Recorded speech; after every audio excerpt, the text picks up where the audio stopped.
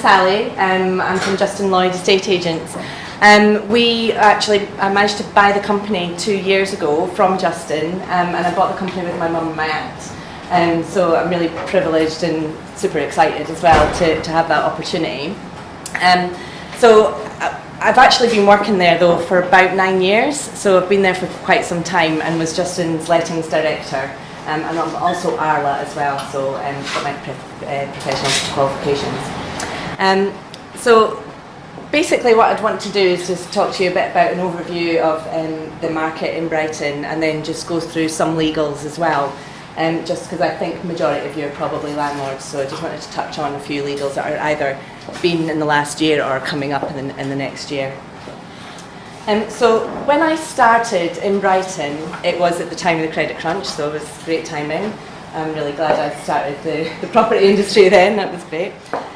But back then in Brighton, the average house price was 257,000, so it was really quite low.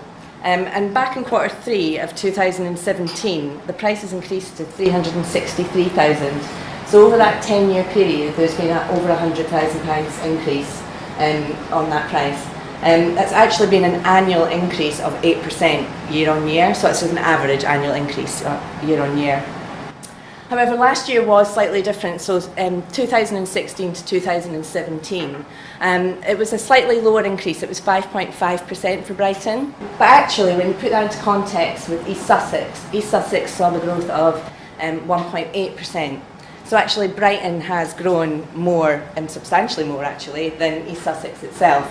So I think it just shows you what a really great bubble, we always talk about the Brighton bubble, what a great place it is to kind of have property and buy property in Brighton. It's still a really strong place to buy.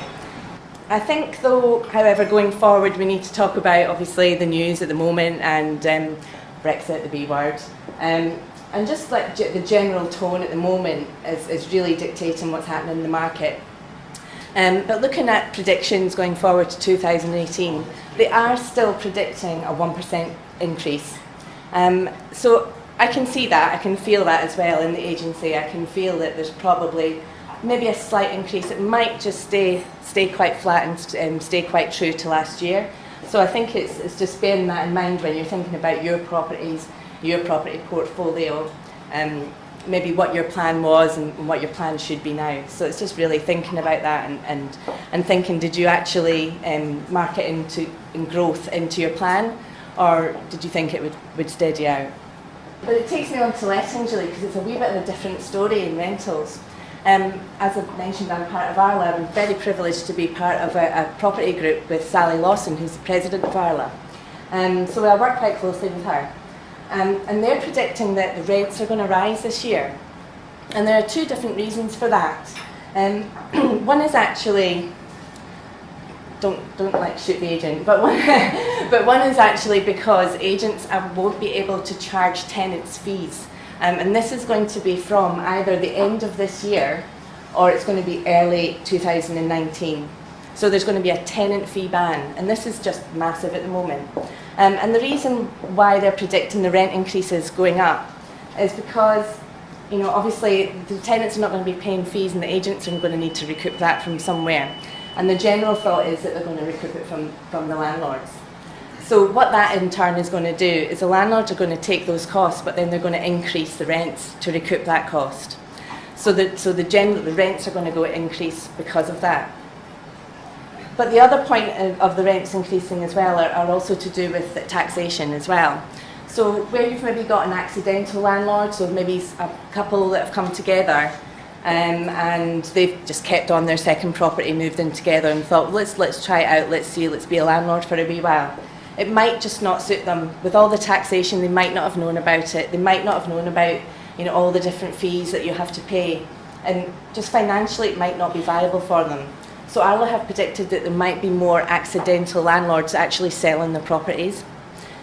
So this again, I mean, as we know that Brighton's quite a bubble as well, so that demand is still going to be there.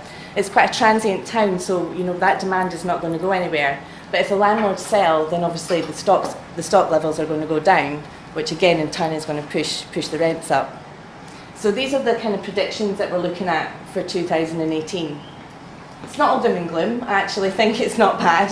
I think when you read the papers and you think that, you know, if we've got a bit of growth, or even if we stay level, I think that's quite good. You know, it's quite nice to know that we're not going to go backwards and we're actually staying level. And I think it's a really good opportunity for first-time buyers as well. You know, it's great for them to be able to get on the housing ladder when it's at a time where prices are stable. And they're obviously going to take the opportunity of up to 300,000, they don't get the stamp duty as well. But I think for you guys as well, I think it might be quite good if you're looking at extending your portfolio. Maybe this is a good time to buy. Because if the prices are quite stable, you might even get a little cheeky offer as well accepted. So it depends on the property itself, the condition of the property. And I'm really Scottish, aren't I?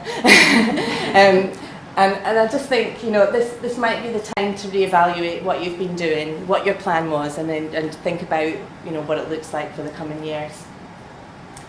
Because, you know, talking about the rent rises, you might think it's a great time to be a landlord.